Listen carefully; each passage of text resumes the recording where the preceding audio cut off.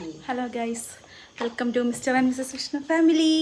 ഉത്സവത്തിൻ്റെ കൊടിയിറക്കം കഴിഞ്ഞ് ഞങ്ങളൊന്ന് ചുമ്മാ അമ്പലം വരെ പോവാം. ചുമ്മാ നല്ല കുറച്ച് സാധനങ്ങളൊക്കെ വാങ്ങാനും പിന്നെ കാളയെ കാണാനും. ഇവിടെ കണ്ടു അച്ഛനും അമ്മയും കാശിയും വണ്ടിയെ കയറി എന്തോ സൗണ്ട് കേട്ടു. ഉത്സവമൊക്കെ കഴിഞ്ഞിട്ട് ഞങ്ങൾ കാളയെ കാണാൻ പോയിരുന്നു. ആ വീഡിയോ ആണിത്. ഇതെടുത്തിട്ട് കുറച്ച് ദിവസമായി. ഇതും എഡിറ്റ് ചെയ്യാൻ സമയം കിട്ടാൻ ഇപ്പോഴാണ് ഞാൻ അപ്ലോഡ് ചെയ്യുന്നത്. അവളുടെ സൗണ്ട് ഇല്ല, അവള് ഉത്സവം പ്രമാണിച്ച് തൊണ്ടയൊക്കെ പോയി. Cap cut premium. ഒരു ചെറിയ പനി പിടിച്ച പിന്നെ അവൾ കൊച്ചയില്ല ഗൈസ്. അങ്ങനെ ഞങ്ങളിത് ആ ഗേറ്റൊക്കെ പോയിട്ട് ഞങ്ങൾ പോവാണ്. എല്ലാവരും കാറിൽ വെയിറ്റ് ചെയ്യാണ്. കാശി അമ്മ അച്ഛനും. ഇതിൻ്റെ സൗണ്ട് അവിടെ പോയി. ചിരിക്കുമ്പോൾ പോലും സൗണ്ട് ഇല്ല. ഞങ്ങൾ ഇന്നലെ ആങ്കറിങ്ങിന് പോയിരിക്കരുത്. കഴിഞ്ഞ വർഷം 10 മണിക്കുണ്ടായിരുന്നു.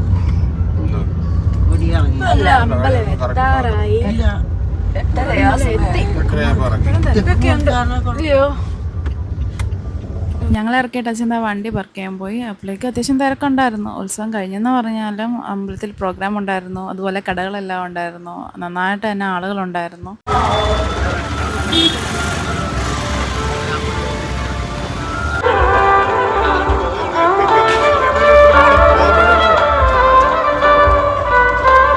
ഞങ്ങളങ്ങനെ അമ്പലത്തിനുള്ളിലേക്ക് കയറി.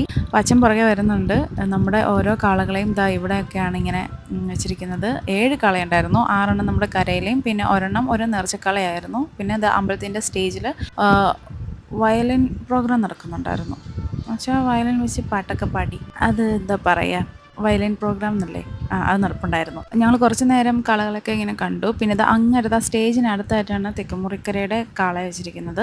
ഒരു ഫോട്ടോ എടുക്കാൻ വേണ്ടിയാണ് സീത ഇങ്ങനെ ക്യാമറയുടെ അടുത്തേക്ക് കൊണ്ടുവരുന്നത്. പക്ഷേ അവൾ മൈൻഡ് പോലും ചെയ്തില്ല. അവൾ കാളകളൊക്കെ ഇങ്ങനെ നോക്കിക്കൊണ്ട് ഇപ്പായിരുന്നു. പിന്നെ ഞങ്ങൾ കുറച്ചുകൂടെ അടുത്തേക്ക് പോയി. പ്രോഗ്രാം കാണാനും അത്യാവശ്യം കുറച്ച് ആൾക്കാരുണ്ടായിരുന്നു. കുറച്ചധികം ആൾക്കാരുണ്ടായിരുന്നു.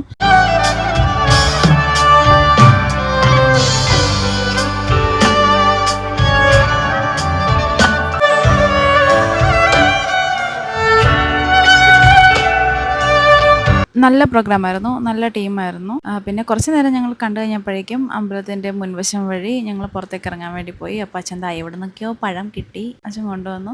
പിന്നെ അമ്പലത്തിൻ്റെ ഫ്രണ്ടിലാണല്ലോ നമുക്ക് വേണ്ട കാര്യങ്ങൾ, അതായത് ഈ ഇങ്ങനെയുള്ള കടകൾ, ഫുഡിൻ്റെ കടകളും പിന്നെ പിള്ളേരുടെ സാധനങ്ങളും, പിള്ളേരല്ല വലിയവരുടെ എല്ലാവരുടെ സാധനങ്ങളും. അങ്ങനെ ഞങ്ങൾ ഓരോ കടകളായിട്ട് ഇങ്ങനെ കയറി ഇറങ്ങി നടന്നു. ഒന്നും മേടിച്ചില്ലെങ്കിലും നമ്മളെല്ലാം ഒന്ന് കയറി കണ്ട് പരിശോധിക്കണമല്ലോ. പിന്നെ പിള്ളേർക്ക് വേണ്ടി മേടിച്ചു. കാശിക്കും സീതയ്ക്കും അത്യാവശ്യം കുറച്ച് ചെറിയ സാധനങ്ങളൊക്കെ വാങ്ങിച്ചു. അതാണ് നമ്മുടെ ഫേവറേറ്റ് സെക്ഷൻ. പക്ഷേ ഒന്നും വാങ്ങിച്ചില്ല, ഇങ്ങനെ ജസ്റ്റ് ഒന്ന് നോക്കി ഞങ്ങളങ്ങ് പോകുന്നു.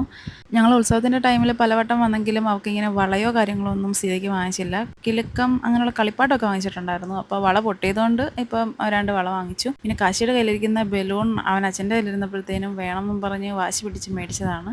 അവൻ എല്ലാ കാര്യങ്ങളും അങ്ങനെ വാശിയൊന്നും പിടിക്കാറില്ല. പക്ഷേ ഏതെങ്കിലും ഒരൈറ്റം അങ്ങനെ വല്ലപ്പോഴും പറഞ്ഞാൽ അങ്ങനെ ഒരു മൈൻഡാണ്. അതുകൊണ്ട് അങ്ങ് പറഞ്ഞപ്പോൾ അച്ഛൻ മേടിച്ചു കൊടുത്തു. അല്ലാത്തപ്പോൾ ക്ലിയറായിട്ട് സംസാരിച്ച് തുടങ്ങുന്നേ ഉള്ളൂ നോർമലി. പക്ഷേ അവൻ ഇതൊക്കെ കാണുമ്പോൾ വേണം എന്ന് തന്നെ പറയാൻ നന്നായിട്ടറിയാം. പിന്നെയും നമ്മളിത് ആ പ്രോഗ്രാം നടക്കുന്നതിൻ്റെ ഒരു ഏരിയയിൽ കൂടെ പിന്നെയും തിരിച്ചു വന്നു. വണ്ടി പുറകുവശത്തായതുകൊണ്ട് ഇതാണ് നമ്മുടെ തെക്കുമുറിക്കരയുടെ കൊമ്പൻ.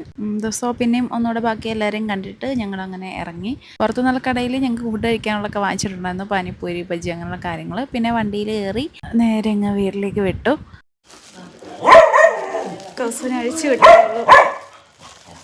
ശരിക്കും വളയുണ്ട്, വള. ഇന്നത്തെ വ്ളോഗ് ഇവിടെ അവസാനിക്കുകയാണ്. അവൾക്ക് സൗണ്ട് ഇല്ല.